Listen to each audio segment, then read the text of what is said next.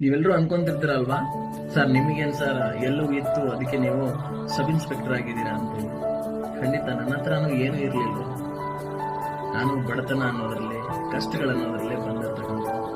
ಇವತ್ತು ನೀವೇನ್ ಅನುಭವಿಸ್ತಿದ್ದೀರಾ ಅದನ್ನು ನಾನು ಕೂಡ ಅದೇ ರೀತಿ ಅನುಭವಿಸಿ ಬಂದಿದ್ದೀನಿ. ಆದ್ರೆ ನನ್ನ ಹತ್ರ ಇದ್ದಿದ್ದು ಒಂದೇ ಸಮಯ.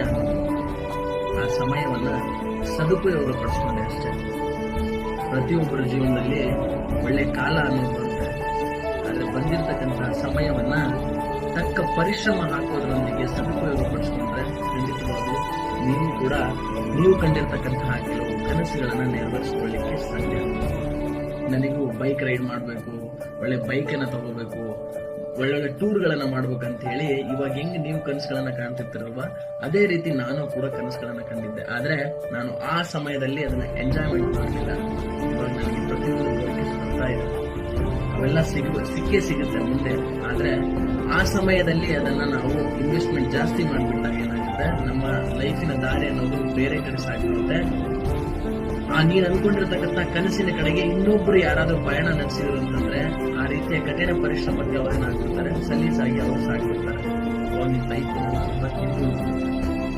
ಸೊ ಇದೇ ಆಗಿದ್ದಲ್ವಾ, ನಿಮ್ ಲೈಫಲ್ಲಿ ಕೂಡ ಇದೇ ಆಗಿದೆ ಅನ್ಸುತ್ತೆ. ದಯವಿಟ್ಟು ಈಗ ಯೋಚನೆ ಮಾಡ್ಬೇಡ್ರಿ, ನನ್ನ ಹತ್ರ ಅದು ಇಲ್ಲ ಇದು ಇಲ್ಲ ಅಂತ ಹೇಳಿ.